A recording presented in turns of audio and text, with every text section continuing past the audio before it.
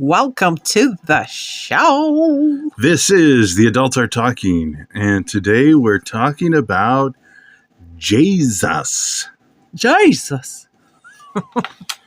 We're talking about Jesus, and specifically, there was a recent story that I saw where there was a pride parade, I think in New York, and some counter-protests, some protesters showed up, and then some people in the parade starting shouting that Jesus was gay. Oh my goodness. Wow. Yeah. So it's pretty clear they were just trying to offend and hurt, because for anyone who knows anything about Jesus knows that he certainly was not that. Well, first off, I think it's so uncouth to bash publicly anybody's religion. Because I'm a religious person, but I don't sit there and bash other people's religion publicly like that. That's You just, do it in private. what you do in privacy is your own business. That's fine. But publicly to come out like that is just so reckless and unkind, you know? Well, yeah, what do you expect from a pride parade? It's not exactly a symbol of respectful...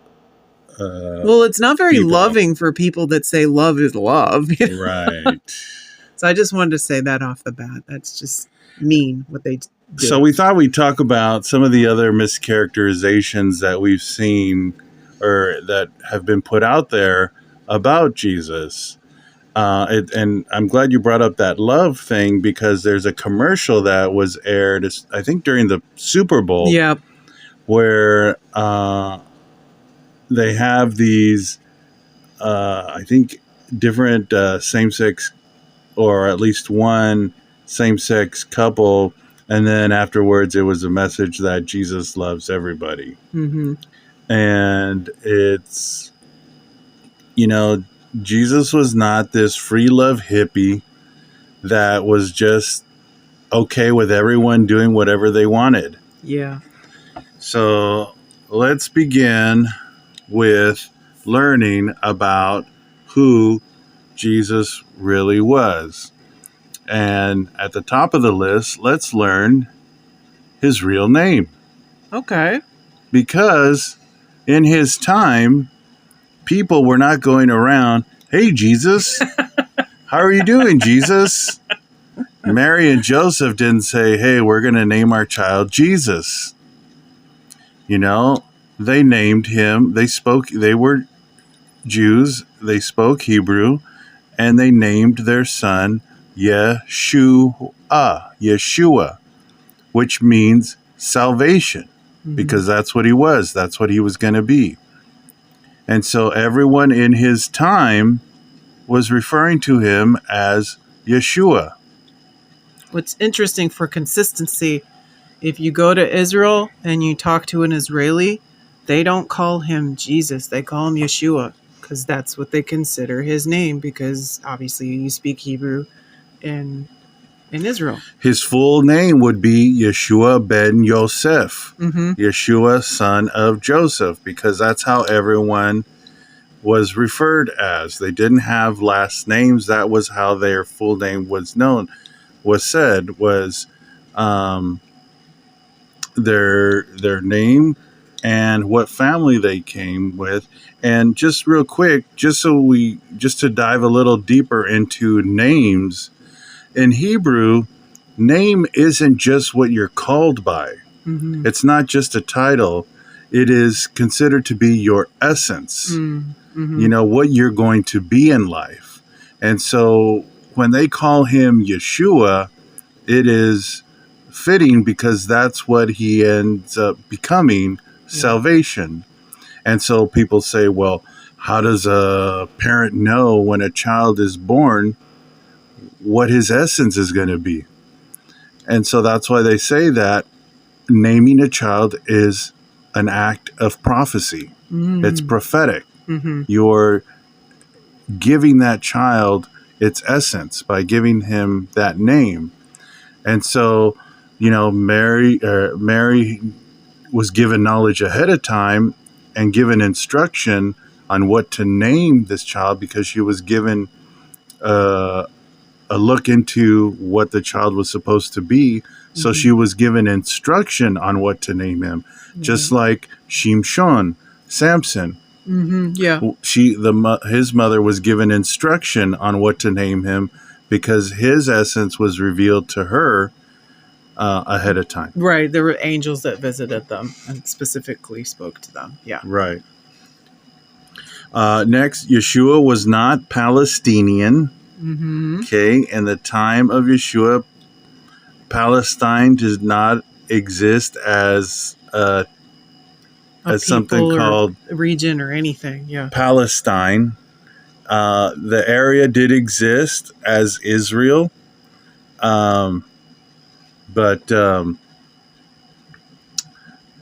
But that was a name given by the Roman Empire, correct? Yeah, later on. Yeah, way past. They conquered that area and renamed it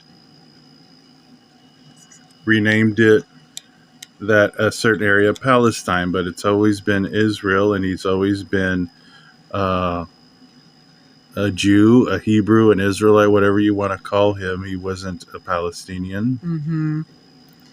Yeah, and they have record in the Bible of his lineage on both his father and his mother's side, and traces back, so they know. Obviously, he died, so there's no further. He didn't have children and all that. But I'm sure if they did a deep dive, they could maybe find relatives, his brother and stuff. But anyway, another claim is that Jesus was black, and while there are lineages going back to ancient times, to different. I think the reason why that could be is because when they dig up bones of humans, the first of the humans' bones they find in Africa. But here's the thing: the Bible is a history of the Jewish people, which started with Abraham was technically the first Hebrew or Jew. So from Abraham, we have that, like I said before, that lineage dating all the way to Yeshua. So we know that the Jews didn't mix with other people then because, one, they wanted to preserve themselves. They had to keep wholly separate. And the other reason is people thought they were disgusting and other people didn't want anything to do with Hebrews of that time. Still kind of true today, sadly.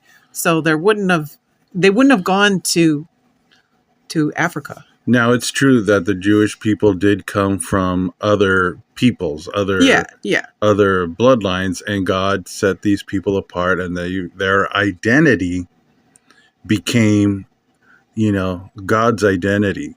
They took on the identity markers that God was giving them. Correct. So that's how they became a new people, through the identity markers that God set forth, not necessarily the region or the culture that they came from. And that's what God was trying to work with his people, is that, people were coming from all different cultures and backgrounds and practices, and God was changing them, bringing them to a point where he was trying to have them become, as many of you know, a new creation. It's something that is taught a lot in the Bible. God calls you out of the past of your current situation to start living a new life according to his teachings. Yeah. Which brings us to the next claim about Jesus, is that you may come as you are and stay as you are. A lot of people teach that Jesus is accepting of all things and that he just wants to love you. And Yeshua taught that you may come as you are, you may come as a sinner, but you certainly cannot stay as a sinner. He would teach people to go and sin no more. Yeah. So yes, he would sit and eat with people who normally would not be accepted in the society of that time, who were looked down on, the tax collectors, the sinners, and all those other people. but he was teaching them to sin no more. Yeah, have a major change of heart to the point where you wanted to change your nature of the sin and be better. It didn't mean perfection, but it definitely meant he could see the condition of their heart and see the willingness to put in the work to make those changes, to be Right, born new or whatever you want to call that. right. Because that's what his mission was to be a shepherd to his flock. Another big thing that we hear is that when Jesus said, "He who is without sin cast the first stone." Oh, How many yeah. times have you heard that? Even politicians bring that up. Right. And so people take that to mean that we cannot judge one another because we're also sinners. And on the surface, that's what it may seem like it says. But when you actually learn about Hebrew and you learn about that Hebrew also has idioms, just like the English language has idioms, figures of speech, phrases that sound like one thing but that mean another. Mm-hmm. You understand that Hebrew does as well. And so when we hear the phrase, when he says, when they bring the woman and accuse her, and then his response is, "He who is without sin cast the first stone," Yeshua is not saying, okay, well, since you guys are all sinners, you can't judge her either. Mm-hmm. And now, if that were the case, continue the math. Would there be anyone held accountable for anything? No. Everyone's a sinner. Right. We can't hold anyone accountable for anything. Mm-hmm. No. And so what does it mean? It mean, he who is without sin is a Hebrew idiom for eyewitness. So they accused her of adultery, and they brought her to him to test him, to see what he would say, so that they could accuse him of not following the law. And what does Yeshua answer with? Okay, let the eyewitness cast the first stone. Because that's what would be the normal procedure for that kind of action, is if you saw it, then you have to be the first one to inflict the punishment. Yeah, and at that time, the law said, it's in your Bible, but laws are different now as far as like society goes, but you had to have at least two witnesses? Two male witnesses to inflict the death penalty. Right. And they weren't necessarily, they hadn't witnessed, and he saw that in their heart, that he knew the truth, that they hadn't actually seen her. It was just hearsay. Right, so he was calling their bluff and said, okay, since you saw her, then go ahead and be the first ones to cast the stone. Mm-hmm. But since they did not see her, and they were just trying to set up this phony situation to trap him, they backed down. Yeah. But what did he tell the woman? Mm-hmm. Go sin no more. Yeah. Yeah, because her whatever shenanigans she was up to nearly got herself killed, right?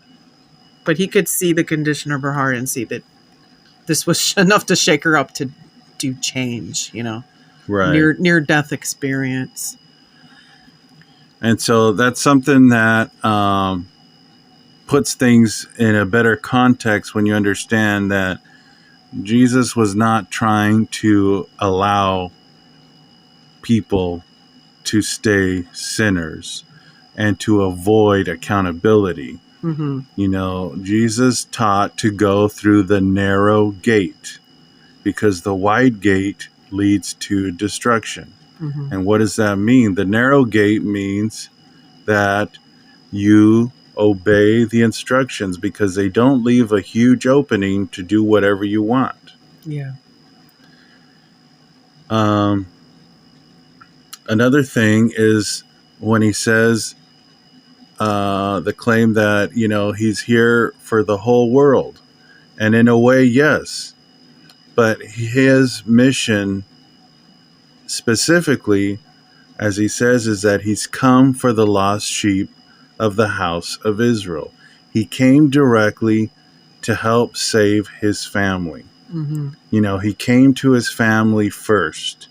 Family meaning his Jews, people, Jews. Yeah. Israel. And that's what his mission was. He came to Israel, and when he comes back, he's going to Israel. Right. Now, does that mean no one else is allowed to believe in Yeshua? Of course not. Yeah. Does that mean he doesn't care about anyone else? No. But as Paul says in his teachings as well, to the Jew first, meaning people have to go to their family first and help them, and then they go to everyone else, because that's how God set it up. That's the divine order. Yeah. Yeah. And so that's what he meant when other people were coming to him and asking him for things. He said, I've come for the lost sheep of the house of Israel. It means I got to tend to my family first. Yeah. Now, he did meet with other people. And he certainly inspired other people to believe in monotheism, because there was so much rampant, crazy chaos, like to the Greeks with all their millions of gods, and and a lot of atheism. Now, Paul, an elite rabbi, even within the elite rabbis, was given the task to go and spread the teachings of Yeshua, which, by the way, are not a new separate set of teachings, which is another thing that people think about Yeshua, is that he was some sort of renegade that came and turned the law of Moses on its head and started doing his own thing. No, he was like the authority on Torah. Think of like a professor at a major university that just knows the answers to pretty much everything. That was Paul. And then he got visited by Yeshua, and he totally was eyes opened up, and he still taught Torah, but through the eyes of Yeshua. But getting back to Yeshua was not a renegade. Oh, yeah. Sorry about that. He was teaching. He came to realign people with what God wanted his teachings to be. Mm-hmm. They had gone off course. This happens. You hear the question, why there's so many religions? Yeah. Well, it's because in every religion, the people try to make themselves the main character. Mm. Everyone who picks up the Bible ends up eventually trying to make themselves the main character in this story. Mm-hmm. And so they rearrange things that prioritize their teachings and their people. The Jewish people did this. It's happened in Christianity and in other. Well, isn't Islam is an offshoot of? In a way. In a way, yeah. And so, Yeshua was trying to bring people back to the original intent, the original meaning, or the true meaning of what God was trying to teach. Mm-hmm. That's why he says, I have not come to do away with the law. I've come to fulfill it. Meaning, so what does fulfill mean if it doesn't mean do away? It means to make full, to bring you the full version of what this means, the truest version of what God means. That's why he says, if you've seen me, you've seen the Father, because he's bringing you the truest, most fullest application of what these teachings are. And so that's what Paul was tasked with doing, was taking Yeshua's version of Torah, which is the truest version, to non-Jews around the world. Yeah. Because there is a sincere desire to be part of God's family. And so,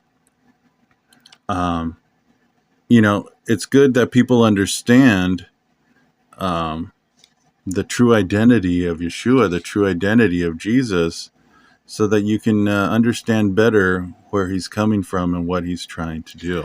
Yeah, because it makes the Bible is hard enough to understand because it's a different context, a different time.